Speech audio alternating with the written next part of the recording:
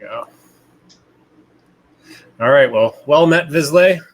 Tonight, Tyler and I are going to talk about plotting. We will hatch some plots. We will talk about plotting your homebrewed campaign. Because why would you do one of those ones just out of the book? Or why would you do those without breaking it horribly and doing all kinds of messy things of your own? So, I mean, that's really the way that I've gone with Invisible Sun, is I've read the source books and I've gone, that's an interesting perspective. It's wrong. I should fix it. It's so true.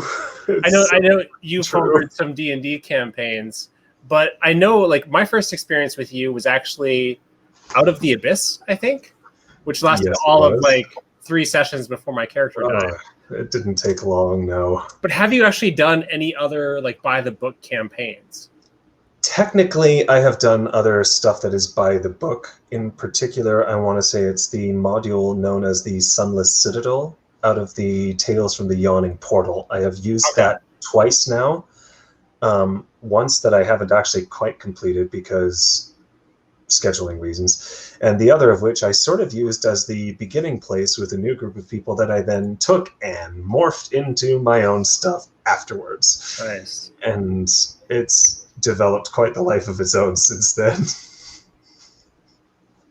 Yeah, that's really the delight for me, is like a large part of the value of role-playing games is expressiveness. And when you're the DM, you don't get to be expressive through your character. You can be expressive through the NPCs, but you can also be expressive through the story and setting. And so for me, a lot of the value is really finding ways to basically creatively solve problems under constraints, and the constraints being all the things that the game system and the players impose upon you. I mean, I've heard it said that no plan survives contact with the players because, you know, whatever you show them, they will break it. Oh, absolutely. So well, whatever you make, you've got to hold it with a light hand. Even going with the by the book campaigns, I remember your Out of the Abyss thing. Do you want to tell the story or shall I? I think you might as well. So I think we had a bit of a gamble for who would be sacrificed first. And I shook hands and then used a stone to cut off the guy's finger and make his friends strip the finger of meat and use the bones to pick the lock to do a prison break. And you were, was that the first game you DM'd? That was the very first session of that game. And I think it was the first session I'd ever run. Yeah. And we just went off the rails. We just had to do that. Yeah. Good God. Yeah. So, I mean, no book's going to prepare you for that. No. It's really not. If this gives you an idea as a player, anyone who happens to watch this, go for it and watch your DM squirm. They will not know how to cope with this stuff that you're throwing at them. Well, and it's interesting. Like I'm a player in a Waterdeep heist campaign, which is, you know, one of those, you know, sort of by the book games. Mm-hmm. And one of the players in there has previously run that game as a DM. Mm. And he's constantly getting surprised because our DM, she's changing it in various ways to suit her own ends, but also we've done such weird stuff that she's had to like retcon a whole bunch of things to just make the thing work. and so at this point, he has no idea what's going on because it's deviated so far from anything that's in the book. It's like, okay, yeah, there's some broad details in place, but yep, very broad. Which is to say, you're in Waterdeep. Yeah, we're in. Yeah, I mean, it's basically the same thing. So, but I mean, it's still a huge jump. So going from, you know, here's a book that tells you session by session what to do. You know, what are the encounters? Who are the enemies? Who are the NPCs? What information can you get from them, etc. Like, it's super useful, especially if you're a new DM, to just have all that and not have to come up with that. But I think the problem is, and we kind of illustrated this a little bit, it gives a little bit of a false security because inevitably your players are going to do things and ask questions and attempt things that aren't prescribed. And so you're going to have to be responsive even in that situation, but at least you're not having to come up with everything whole cloth. No, but I'm going to interrupt you here because some of what you were saying implies, first of all, that yes, all the information is there for a new GM if they need it, but the way you're speaking of it also gives you the illusion that you'll know how to find it. That is not always true. All modules and all books are not written equally well for the purposes of knowing how to look up information about somebody that you need to know. Sometimes what you need to find is in a random sidebar that would be easy to overlook. Sometimes it's very clearly delineated. Sometimes it's not written there at all, and you would think this is a fundamental thing that you need to find. A lot of aspects of the books are well written, but you got to remember as well, especially for some of the larger books that are written for just here's the game, run it. They provide a lot of detail for the world, which is good for you as the DM to know, but is not necessary to your players and not even necessarily necessary to you, which means sometimes right in the moment of running the game, a lot of the words are clutter. Yeah. That can also be demoralizing to a new DM who's trying to find an answer to a question from a player and they can't find it because it's not in the most intuitive places they might think to look for. Yeah, that's true. I swear by searchable PDFs for partly that reason. Because it's just I know it's somewhere in here. Give my computer a minute to catch up. But I think the other thing with that is, that varies wildly even by book to book and by publisher to publisher and game to game. So, for example, one of the features/liabilities of Invisible Sun and I think some of the Cypher system, Numenera, is that most NPCs and most enemies are one stat. Like it's a level number.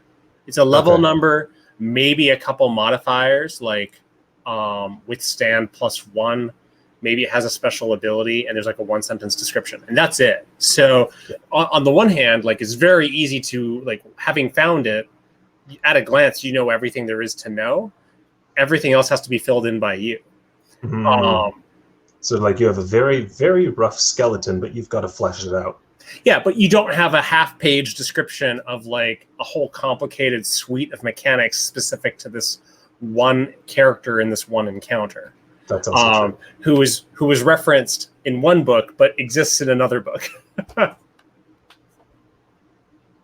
Yeah, that's the Winsome experience, I think. Somewhat. Also, just I can totally understand why that would be a real big pain to deal with. So, the next step is kind of, you flesh out the pre-existing world. So, okay, I already have the campaign defined, I have the sessions defined, but I'll throw in my own encounters, I'll throw in my own NPCs, other kinds of relationships and things like that to do. And a lot of that's really easily done, especially because your player characters will give that to you. They'll be like, oh, I had a mentor who was from this university, or I used to go to church over here, or my parents live in this town. Some systems like MouseGuard actually make that explicit, where you have specific relationships in specific places that you will reach out to and you will rely on. And so that kind of populates the world in a way that doesn't require a pre-generated thing. But for building out more than just a session, for building out an actual campaign, you don't have to build out the world. You can use a pre-existing setting. A lot of people think of like campaign building as necessarily also coming with world building, but world building is something else. And I don't think that's really in scope for tonight's discussion, at least. No. But campaign running, how do you feel like that fits in between? Like you have world building on one side, you have like session design on the other side. Campaign design is sort of in the middle there. What does that mean to you? To me, campaign building has been a lot of me trying to come up with an idea of what do I think would be a cool boss type thing or interesting setting to interact with, to walk into and to have to deal with. And then if I come up with something I like, go, now how in the world do I fit this into the rest of the world? What is a plausible line that I could use that would allow it to seem like you were still in the world that you've been in all this time? That hasn't changed.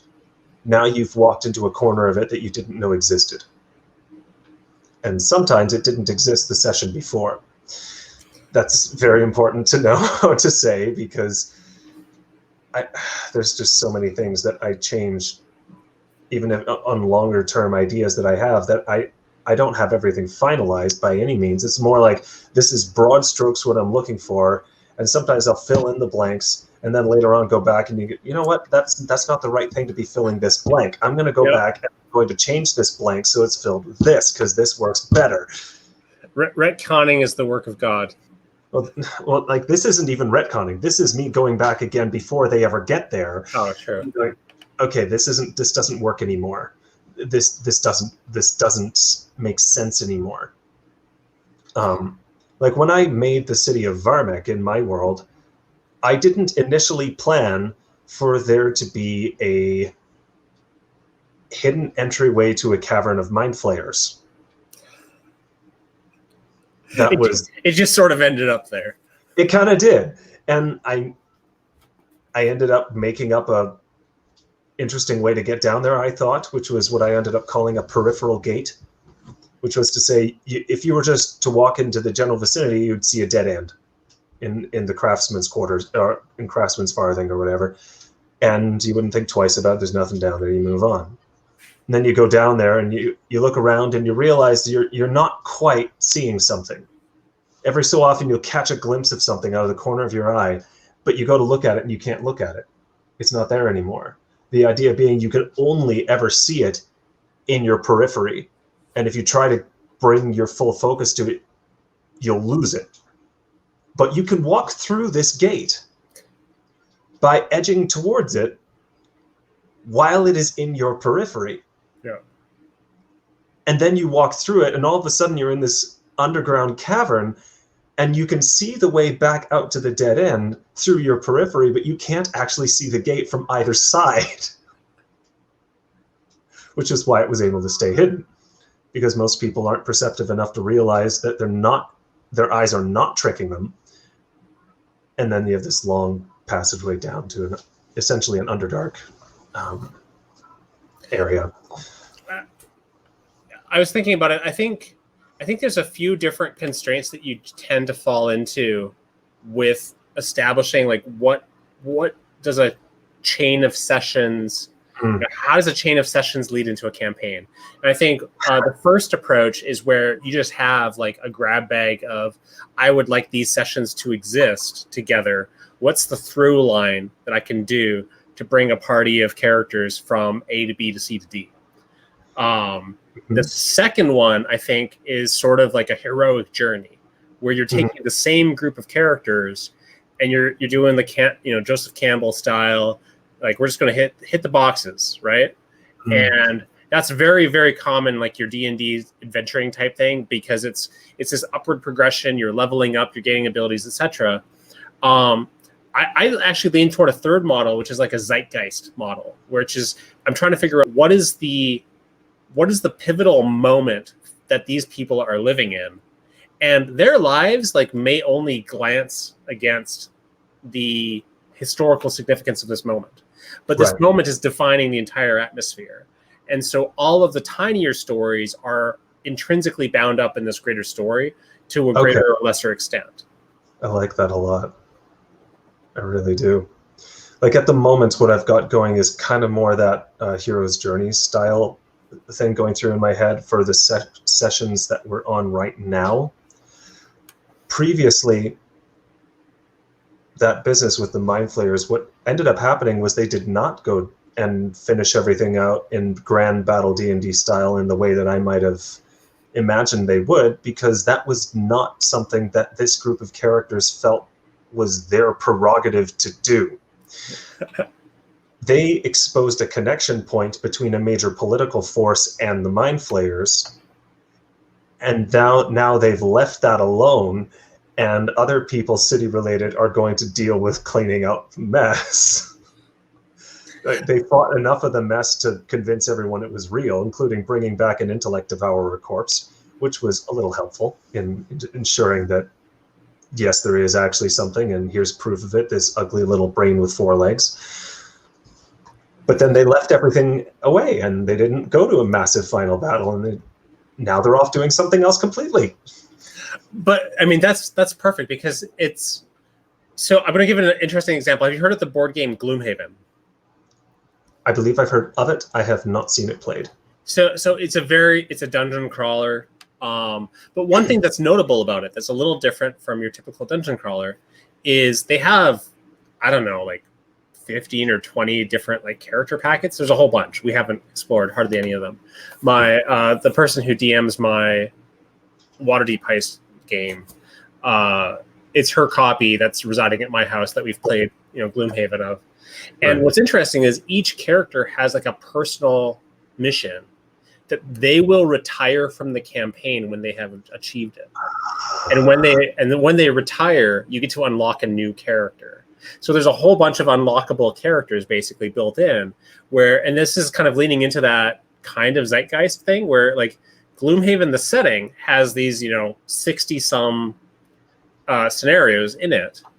And your group, the players group is going to move through all of the scenarios, but not as the same characters, because the characters are going to kind of come and go and weave in and out based on whether or not they're accomplishing their personal objectives. And I love that. And I actually had that discussion with my players because we talked about this a little bit. One of my players died and is currently a ghost. And that's not a problem to his continuing with the game. But at some point, like, something might happen. Like another one of my players, I sent you the letter, was talking about maybe I not go into retirement, but maybe I go somewhere far away and basically work there in a stationary capacity indefinitely. Yeah. And it's like, that's totally an awesome goal for you to have. And should you ever succeed at doing that, we should retire your character. And if you, the player, want to keep playing, you should spin up a new character and we should like integrate that into the story. Like, to me, that's a perfect closure for that character's arc. Yes. And I don't want to like try to artificially drag him along to what the rest of the party is doing. Totally. Like, it's for similar reasons that I've had characters or players in my game swap characters out recently. After the Mind Flayer business, there was a whole new job offer, essentially, for the whole group, effectively working for a newly revealed to them gemstone dragon. They thought it was a dwarf at first, but they didn't realize at the time. But that's it's easy to get confused. It is. Yeah. However, the issues down below had caused enough continual mental trauma to one of the characters that when he got the chance, because his Kenku friend got a package from home where the Kenku was a rogue, the other fellow was a human who was an artificer. The artificer had taught the group of Kenku where he was from a little bit about constructing things, tinkering with things, making little mechanical contraptions. Coming out of this business with the Mind Flayers, he got a package of a mechanical cricket that made noises. Considering the Kenku's name was Cricketer, it was perfect. And it was effectively, I think it had a note with it that said, "We miss you." And the Kenku looked at this and said, I'm going to go home. We've dealt with this problem. I'm going to go home. And the artificer was going, I can't handle being in this city anymore. Yes, this was home before memory issues that caused other plot-related things to happen. But he needed a place to go and begin to make himself whole again. So he went back with the Kenku to all the other Kenku that ticked like clocks all the time because of all the clockwork going around. The idea was a really calming thing for that character to do, even though at the time when the player decided to do this, she had no intentions going into the session of leaving the character behind. Yeah, but it made the most sense to the character, and now she's playing someone else completely. Well, and giving people the freedom and just, as always, communicate with your players. Amen. Communicate. But Yes. giving them the freedom of saying, look, like I've had a player, I was talking to her yesterday. Her character's been absent for 3 months. Not in-game time, but in terms of like the last 3 months worth of sessions. Her work life has just been crazy. She's home with kids. It's been busy. This was a luxury that just wasn't available. Something had to be cut. I was like, that's totally fine. We're going to impose some consequences on your character. If and when you return, we'll deal with those. And until then, I've plausibly, taken them away. And so you have kind of both sides. You have accommodating players coming and going. Not everybody's going to be able to make the same commitment over the same period of time as everyone else, or is going to maintain the same interest. I had one player who joined us for the first several sessions, and then he's just like, look, this is really cool. You're doing a good job. This is not the kind of game I want to play. And I tried this, wanting to get out of my comfort zone and try something different, because I've always done, X thing that he really liked. And he's like, and yeah, it's nifty, but it's really not the kind of thing that I want to have a long-term commitment around. I'm like, sure, that's totally fine. Do you mind if I take over your character and do things with it? And he's like, yeah, no, that's fine. So that character basically became an NPC in that environment, and stayed part of the story. But that player left, and so being able to accommodate player movement, especially as adults with schedules, super useful. And then being able to then accommodate the internal game logic of the player characters and helping them weave in and out with their related arcs really is liberatory. It's true. One of the things I've been doing as well is, as players cycle out their characters, I know approximately the sort of things that are coming, and I know the areas of the world that I've constructed for them to be in. Because I know it, because I made it, I know it better than most instances where I would be reading a module. It's mine. I made the internal logic of the world. I can advise them on why a race would be acceptable, why it would be outlandish, why it would be straight up impossible. And therefore, when they make new characters, I'm really well suited to being able to say, with this type of character that you want to make, these are the upsides that you would have. These are the downsides. This is where you fit. This is where you don't. And I can work with them with that sort of information through the character process, and it allows them to then have a character that's better placed in this world to impact it in a way that they belong to. Mm-hmm.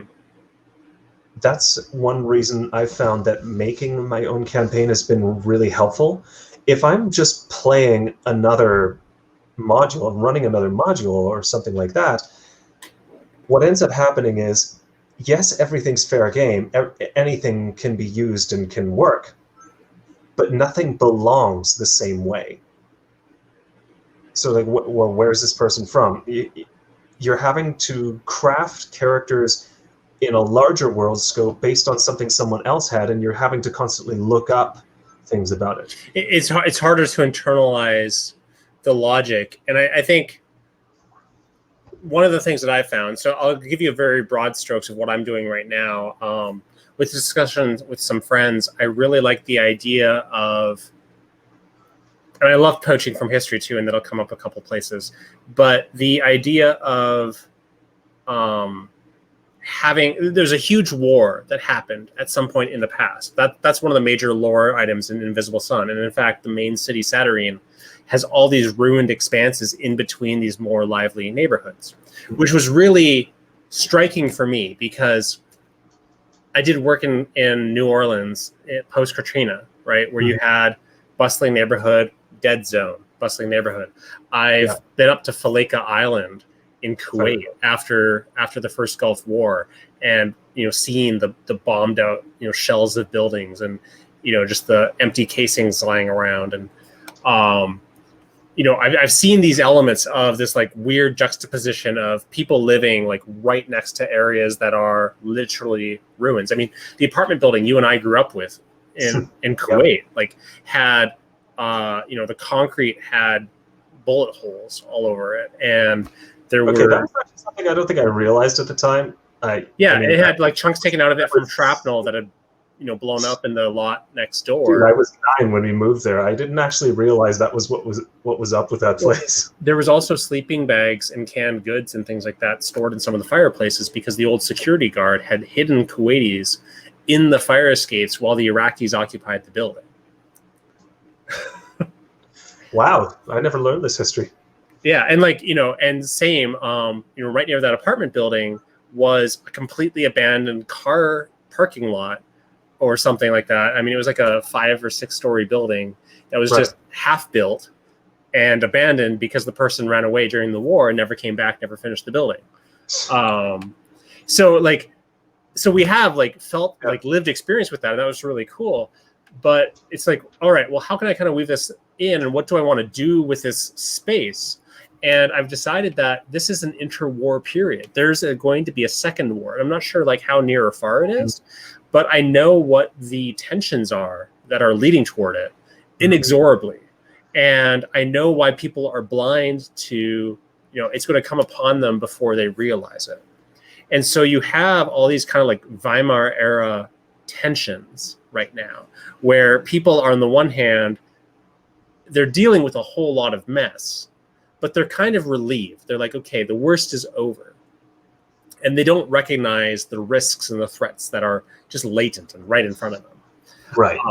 And so that's the high level design. And then the low level, bottom up design are all these very specific, all the individual relationships of the characters, and they're very small interactions that slowly bubble up into more important things. And I'll give you an example of a more moving towards the middle from the top and the bottom. I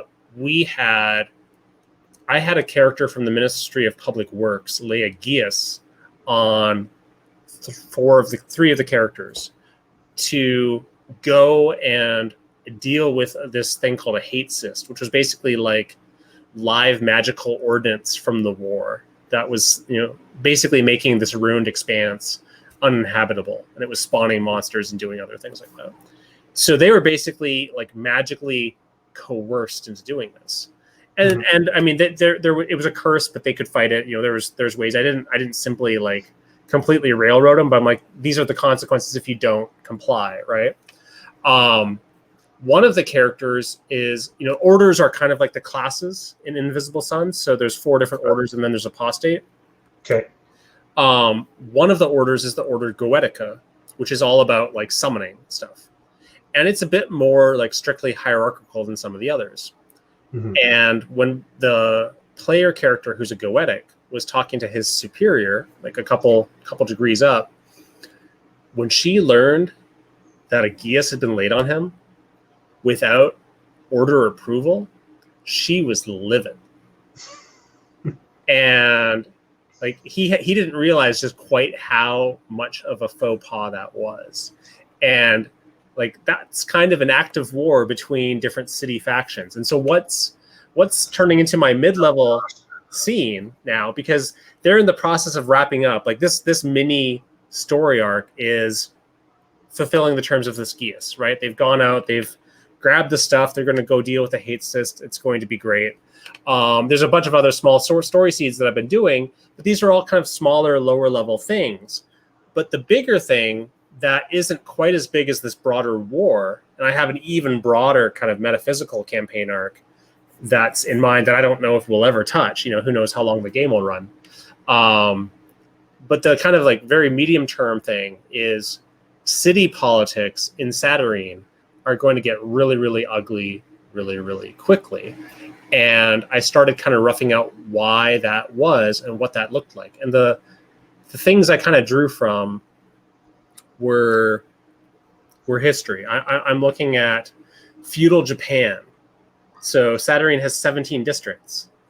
There's the Deathless Triumvirate are the rulers of the city, but they really only have influence in the Marquis Quarter. So the other 16 quarters are much more, they're governed in other ways. And then at the very, very low level, at the neighborhood level, every neighborhood has a gerent, basically.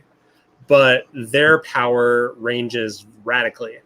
And so in between there, you have all these forces in play, including the orders, including mafias and criminal gangs, including like business syndicates, including ideological groups and religious groups, and all these factions are kind of like weaving together, forming the factions of the city, and they're starting to collide. There's a one really dominant drug cartel, the Emotion Leaf Consortium, that has a new competitor that they're unequipped to deal with. So like that's a destabilizing influence. Yep. I'm borrowing from New Orleans politics. I'm borrowing from Iraqi politics. If you're the government of Iraq in Baghdad and you try to do something up in Kurdish-controlled northern Iraq, like good luck. Like you might have nominal authority there, but you don't have any like actual effective on the ground authority unless they decide like, yeah, we'll humor you this time. Yeah, I got you. I think the biggest difference between us then is that you draw from history for a lot of it, where I draw from books and other fantasy that I've read, or sometimes sci-fi. Like I'll see a picture or see a relationship or see a creature in something and I'll go, there's a dynamic here, there's a picture here that I want to use. And so I'll pick that up and put it down somewhere else and go, okay, this is where I want it. This is what I approximately want to have over here that I want to have interact with the players. And then I'll figure out later exactly how that happens and what it does, because that's usually how it ends up working for me. Like I'll get something relatively detailed in a vacuum, but then I've got to connect it somehow. Well, and I think it's getting easier and harder at the same time as the world takes on more form. For one thing, as I've made people and cities and such like, I've also found myself making geography. Mm-hmm. But now the geography is made, which first of all means I can't exactly remake it on the fly, but at the same time I'm going, there's all these places I can put things. What can I use to fill this area now? This is amazing. Nature abhors a vacuum. As does magical residue. I've got some aspects of magical residue as well. So I guess there's a couple reasons why I prefer history. It's not that I don't use fiction. I mean, I use fiction stuff all the time, but history is so robust. I mean, like, it's true. The two world wars for the big wars, like that's definitely one thing that I'm leaning on.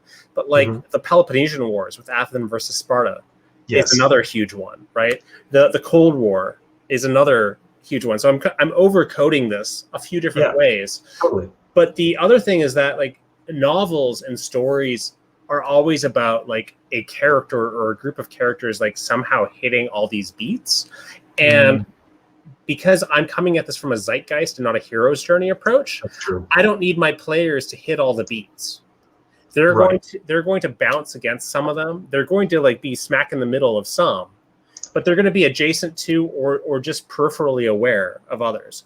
And so that there's a lot of freedom for me then in terms of I've created this mess and I can kind of selectively then pick these are the ones that make the most sense for this group of players now. And it doesn't lock me into like, well, we need to go to the next chapter because the next chapter says that this mission is this. And I somehow have to like force you over there. Right. Even though that doesn't make any sense given any of the things that you've been trying to do or any of the things that you've been interested in. That's also true. See, I don't even know where I'm going long term. I know where they're going now, and I know what that's going to tell them it will lead to. I don't know how they're going to respond to the information. And I certainly don't know what they would do if they follow that up and get there at this point. But I know what it will point to, and I have some idea of what that thing it would point to is. It's not terribly well fleshed out, but I know what's important to it right now. The details come later. Well, and to be perfectly honest, like when you're running a campaign real time, like first of all, you don't have the time to sit down and just flesh flesh out, you know, here's the next man. 20 chapters of this. And even if you did, you would be so wildly wrong. It's like true. not even close. Like, I heard someone describe it as, if you want to write a story, go write a book. Go write a book. If you want to run a game, allow the players to have a say, because they will. Even accidentally, they will have a say. What they do will cause things to go horribly weird. So using the Waterdeep Heist campaign, horribly weird.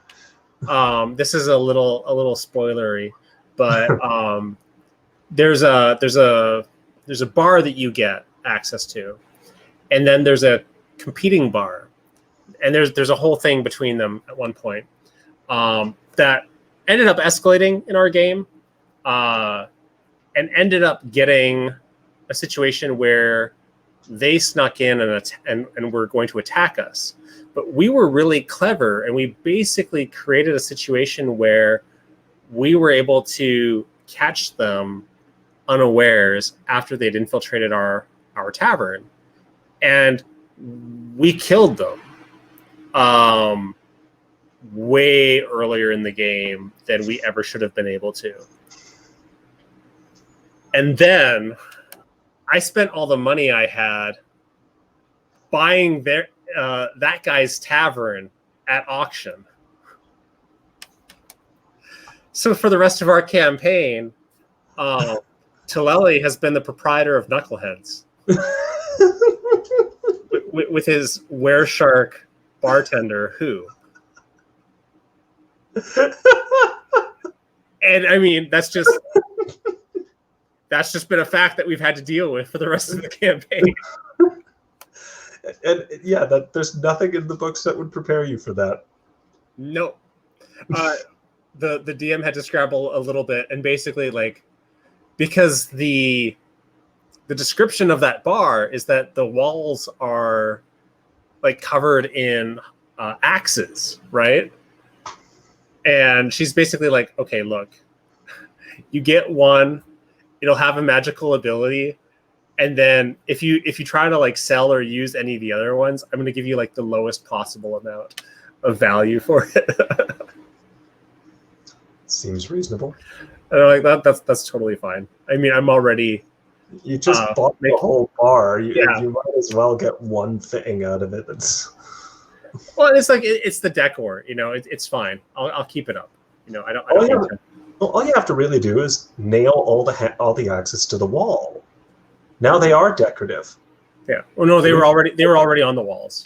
Yes, I'm just saying. Well, you could actually make sure they're on the walls, not just hanging on them, but like fastened to, and then they are decorative now. A little less easy for the patrons to just grab during a brawl. Well, then you don't have to worry about putting all the expensive stuff below the bar too often.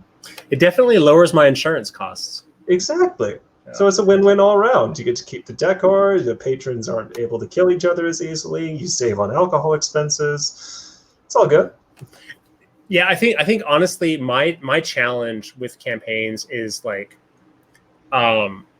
the individual steps of any given storyline always takes way longer than you think. And so what you have to do is like you come up with a little bit of a storyline. You're like, okay, I want to hit these beats. You either have to be content with like, okay, that's going to be like 3 or 4 months. You know, like this is not going to happen. You know, you've thought of it in a week. Yeah. You're going to be like working through this painstakingly, or you're going to have to, which is then hard because like if you have like that's one thread of like 24 that you want to run with, either you're going to have to like really up your tempo, good luck, or you're going to have to find other ways of addressing that. And some of that's just going to be, this is where side sessions are golden. I love side sessions because being able to take 1 or 2 players to the side and say, let's quickly resolve this. You know, let's take a half hour or 2 hours and let's figure out this thing and then have that feedback into the game proper. It keeps the group sessions really, really tight.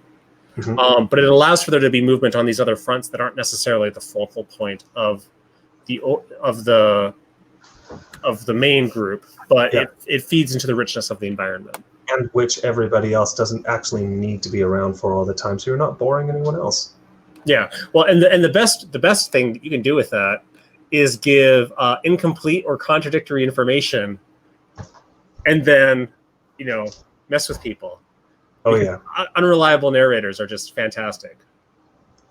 One of the things that I've heard as a piece of advice is anytime you can get the players to be the ones describing to the other players what was happening, you're in a good place as a game master, because now you know what they consider to be important. Now you know what it is they actually remember that they know, and now everyone else gets to argue over the details, and you can just sit there and let them talk it out. And now that you know what they know, because they've told you, you can set your own preparations up more effectively. You're less likely to total party kill them, because you know better what it is they have latched onto. And if that means they've caught most of your hints on what's coming, then you know you're good. You can keep throwing the nasty stuff at them. But if you see that they're missing really important stuff, you know you've got some things to show them before you throw the big nasty stuff at them, or you need to tone down what you're going to do. Otherwise, no one will have fun, because they're wildly unprepared. Or you just move the consequences a little bit. So, for example, when Kithri, who is my Vance player, she was dealing with a fire in the Sky Tower, and so she's part of the Pristine Guard, and she's basically like a firefighter EMT type. So she was helping get people evacuated from the building. And this is like the poshest building in the poshest area. It's all bigwigs. She gets to this floor, and it's all armed security that are not leaving. And she ends up talking her way into the suite. She realizes the whole suite, like this floor is actually 2 floors. They actually can own, like the whole thing is like one single suite, basically. And she inadvertently stumbled across like the private quarters for one of the biggest crime bosses in the city. And she tried to get him to evacuate, and he basically blew her off. And when she kept pressing, he asked about her name and place of employment and stuff like that, and then dismisses her. And she talks about it to her partner, and they're super confused, and they end up just focusing on other parts of the building. I had 2 NPCs made with her for her employment. I had her partner and her supervisor. And her supervisor was like the low-key, like 2 weeks before retirement type, right? Right. He was looking forward to a kind of vacation thing in retirement. The next day, she gets into the office, and he's been summarily fired. No explanation, no benefits, no retirement. And the slow dawning realization is, oh shit, that was my fault. Yep. Maybe I need to tread a little more carefully. Maybe I need to learn a little bit more about what's going on. Yep. So it didn't have to impact her directly, Yeah. And there's cool things that you can do about that. Honestly, one of the things I've been having most fun in my campaign doing is calling back to previous characters. Yeah. One of my players' first characters was a slightly tweaked homebrew version of the Dragonborn from D&D, but gemstone dragon rather than chromatic or metallic. She had chosen amethyst for the color, and I'd forgotten about that. She made another Dragonborn character later, solid black. But quite some time after she made the second character, they find the reveal of, wait, this dwarf is actually a gemstone dragon. The gemstone dragon is amethyst. Some little while after they discover that, a private conversation between her character and this dragon reveals other amethyst dragonborn being talked about. And this the one other named one, who was not her previous character, was referred to as family. That's awesome. And so all of a sudden she's got this, wait, amethyst dragonborn are your offspring? And then she finds out that 2 of the other characters knew her previous character. Wait, you knew an amethyst dragonborn? there's it was a fantastic way to make her more invested in some of the things that the Amethyst Dragon wanted to accomplish, because now it ties not only into her backstory, but also into her previous character. Well, and that's the thing is you're looking for those emotional hooks of like, why should I care about this thing? And like you can take them, you stumble across them too. So like my type by. I was just looking at the stuff that was written down and going, this one seems right, and then I realized the connection later and went, oh my goodness, this is fun. So going way back, like one of the first things that you do in session 0 is making up neighbors and neighborhood features for each other, and Ward and Rhea are the maker and weaver in my campaign, and they live together. Rhea's just been kind of staying there for now because she's kind of an itinerant, and they live in the same building as Sister Morthaeg's halfway home for semi-departed spirits. I love that thing. And Marty is also there, and Marty is a little bit of a quirky character. We haven't really revisited that in a little while. Like, I mean, it's come up once or twice, but now they're coming home, and Ward is a semi-departed spirit. And so now it's like, oh, hey, that's convenient. That's right next door. Yeah. Yeah, and I mean, that's the kind of thing where I didn't plan it, but you put all these different things out in your setting, and you're going to bump into them somehow. And so then what you do is you lean into those coincidences. You go, oh, this collides in a really interesting way. Mm-hmm. What happens if I mess with it a little bit? And it's amazing what people think you've planned. Oh, yeah. That's really what it is, what people think you planned. Because did you plan this? Not until 10 minutes ago. But yes, I planned this. It's basically where you have a whole bunch of dots, and you do lines between all the dots, and then you erase the ones you don't use. And it's like, oh, wow, like all the dots are connected by like the seamless line. And it's like, yep. That's exactly completely planned that way. Well, any last words of wisdom for the aspiring campaign writer? Start small. Start with the region you're in. Especially at the beginning, you don't need more than the area you're in, and it saves you a massive amount of hassle if you don't need to know everything that's going on all over, everywhere. All you need to know is what's going on here, now, and the next few steps forward. I would 100% second that. Start with a lot of the best campaigns effectively arise out of one-shots or like a really, really small scoped thing. Like have a small scoped mission where maybe the mission itself is almost entirely self-contained, but there's a few people that you meet along it, and maybe the way that it ends can then lead into something bigger, because then it gives you a bit of a feeling of a lot of the other variables that you're managing when you're running a game, including, who are the characters, who are the players, what's the group dynamic, what's the character dynamic, what are some of the backstory things that are more or less interesting, how do they respond to these different things, and so then that gives you a lot of the sense of then, okay, here's the directions that I could go really effectively. Like being able to go down a fully mystery route is very different from, I'm going to go through like a set of increasingly difficult battle challenges versus like I'm going to go through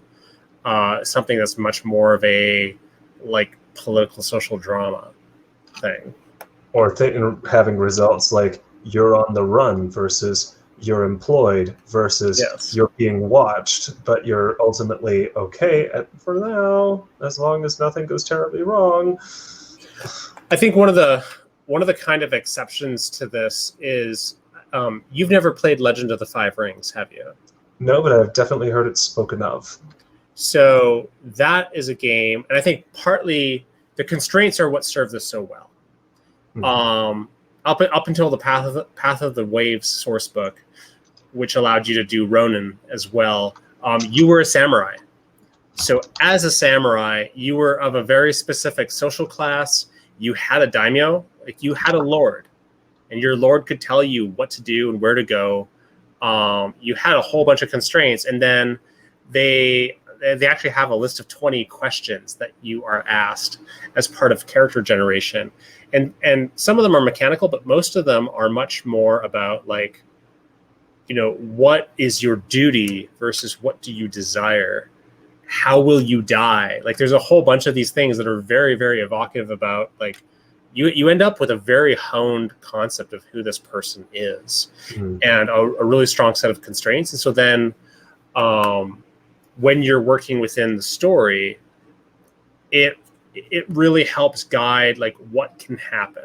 So one of my favorite one-shots to run, I say one-shot, I don't think I've ever run it in less than 2 sessions, but it's the Gen Con scenario, Wedding at Kyoto Castle.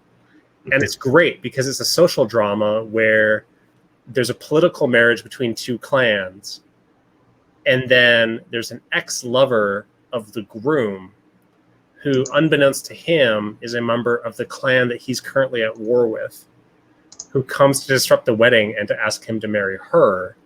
And should he fail to marry her, she will attack the castle with her soldiers. And it's just this fantastic like drama. There's melodrama, there's the deception, there's the battle stuff. But it was amazing watching the characters who all had their own very specific desires and directions, and they were from different clans themselves. Right. They were there as guests, and one of the characters, like for a while, they were all united in like, okay, this is what we're going to do. This is how we're going to work together.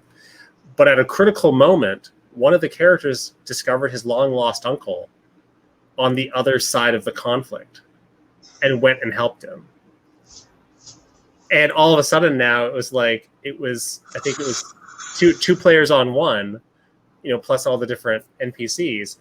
And they hadn't, early on we had talked about, do you want a competitive game? Do you want a cooperative game? And they're like, well, we're willing to kind of let it be and see how it develops, but we're leaning toward cooperative. And that's how they were most of the game. But when all the different pieces that you'd put in place started clicking, and you go, I have to break. It's not a mean-spirited betrayal, but this is a higher loyalty.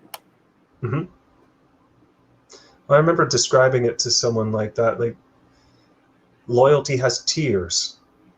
There's your high loyalties, there's your mid loyalties, and there's your low loyalties. And as long as nothing stops them from coexisting, you can stay loyal to all of them, but you will appear to be disloyal to some of them when they get superseded by the ones that you actually consider to be more important at points of tension.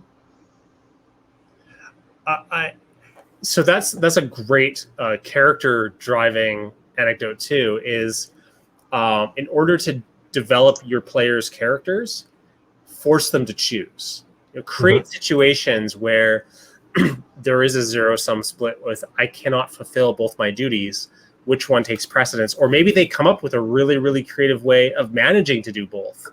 Right. That's developing as well.